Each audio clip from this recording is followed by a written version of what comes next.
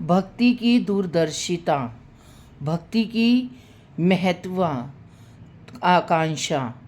जब भगवान हमें भक्ति देता है तो भगवान हमें दूरदर्शिता देता है, एक दृष्टि देता है, जिससे कि हम भक्ति के नियमों को, भक्ति की पराकाष्ठा को, भक्ति की परीक्षाओं को जान सके और पहचान सके। आप लोग सोचो कि भक्त भक्त भगवान भक्ति और ये भाव ये बहुत आसान है, लेकिन नहीं, ये बहुत मुश्किल है हमारी ज़िंदगी में। आज हम सब कुछ प्राप्त कर सकते हैं, धन भी, वैभव भी, लक्ष्मी भी, और कोठी बंगला, हीरा जवाहरात, लेकिन भक्ति नहीं प्राप्त कर सकते। भक्ति प्राप्त करने के लिए हमें मैया की आवश्यकता है, उसकी कृपा की आवश्यकता है, और हमें अपने आप में भक्ति को जागृत करना पड़ता है। उसकी दूरदर्शिता में हमें दूरदर्शिता बनकर, दृश्य बनकर, भक्ति में हमें दृश्य से हम भक्ति को पहचान पाते हैं, जान पाते हैं और उसको अनुभव कर पाते हैं। जैसे गोपियाँ करती थी, मीराबाई करती थी, रेदास करते थे।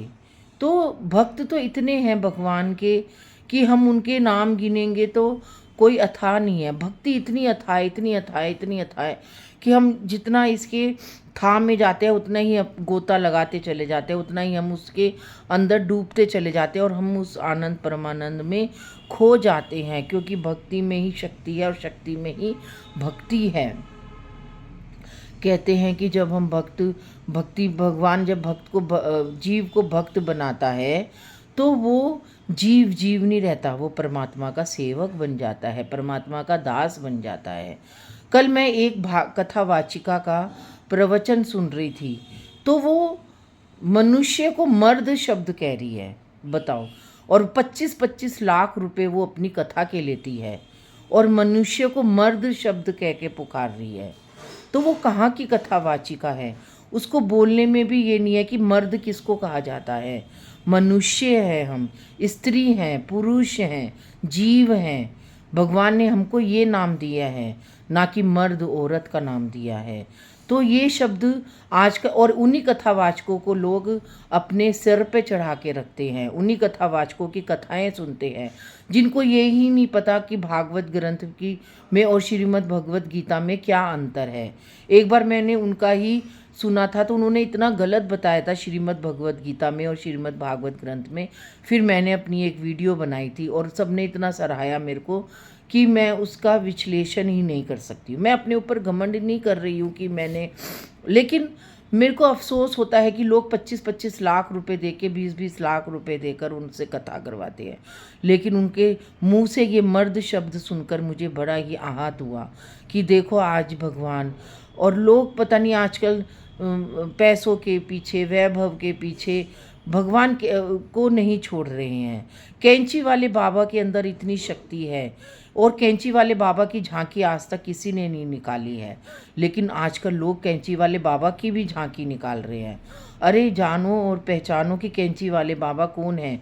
किसी दिन ऊपर से लाके नीचे पटक दिया कैंची वाले बाबा ने, तब जानोगे कि कैंची वाले बाबा कौन थे और क्या थे।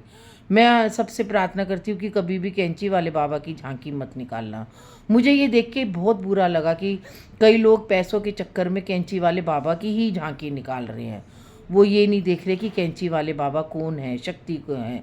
आज बाबा का नाम हो गया तो इसका मतलब ये थोड़ा है कि तुम सड़कों पे बाबा को घुमाओगे, झांकियों में बाबा को घुमाओगे।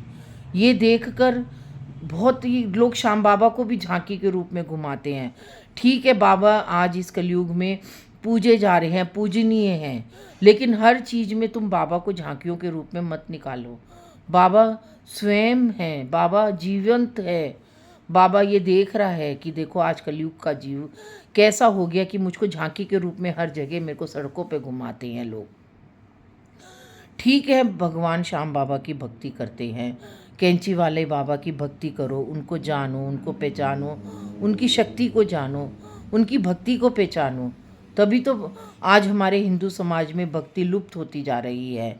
और संगठनों में देखो और समाज में देखो, क्या वो अपने देवी देवताओं की झांकी निकालते हैं कोई?